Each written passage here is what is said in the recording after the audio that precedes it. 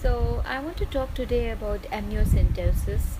Not many mother would have to go through it, and I really hope that they don't have to. Well, I did not choose to do it. There are mothers who are choosing nowadays. It was forced upon me uh, by doctors here in Singapore.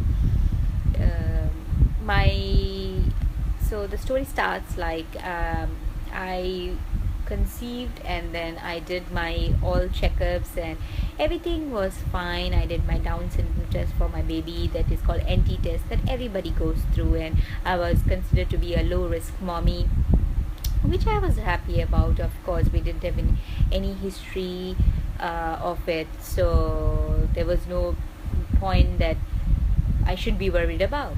And then one fine day when I was supposed to go for my, I think, second trimester, I was supposed to go for a detailed scan, and that was the day like we were really happy and we wanted to know the gender of our baby because we were so excited being a first time parents, and we went for our detailed scan, and then one first doctor and then second doctor and then third doctor, three of them did this. Basically, they are radiologists. Yeah, did the examination, and then they later on told us that they could not. They did find the nasal bone, but they feel that it's short. It's not what it's supposed to be. And me and my hubby were like quite shocked because we never heard about this thing and we don't know what's actually happening. And then they told us that we need to go through amniocentesis.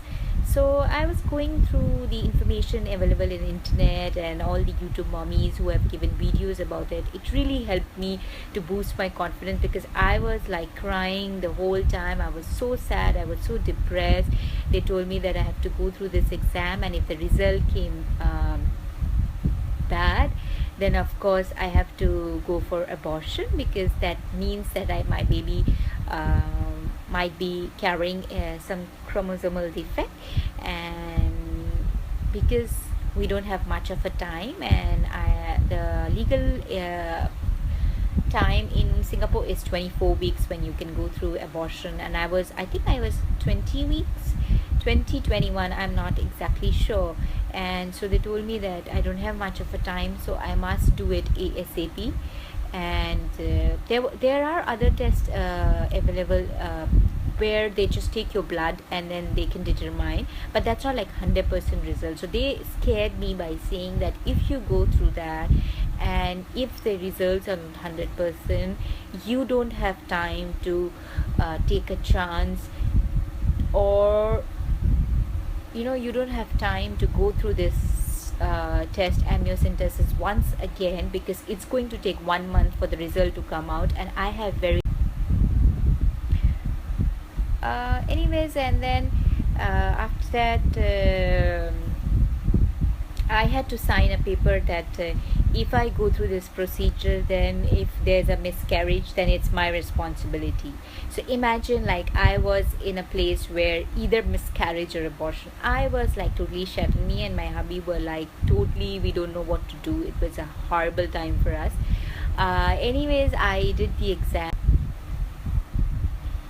I went through it, and it was this big needle, and it was pierced inside close to my navel. I could not feel it. I felt it when it was going inside me, but it was not that bad until it poked my uterus and it went inside to take out the amniotic sac. I would not say it took out my amniotic sac. I apologize for that, but it did take out a quite amount of liquid from the amniotic sac, and I could see everything because they did not give me any anesthesia or anything. There's a screen in front of you where you can see your baby moving and the needle going from the side of the baby. It's like really, really horrible view. You don't want to go through it. And anyways, and then the result came after a month or so, and the result was good. Like, my baby is healthy by God's grace, nothing was wrong, and I was really happy. And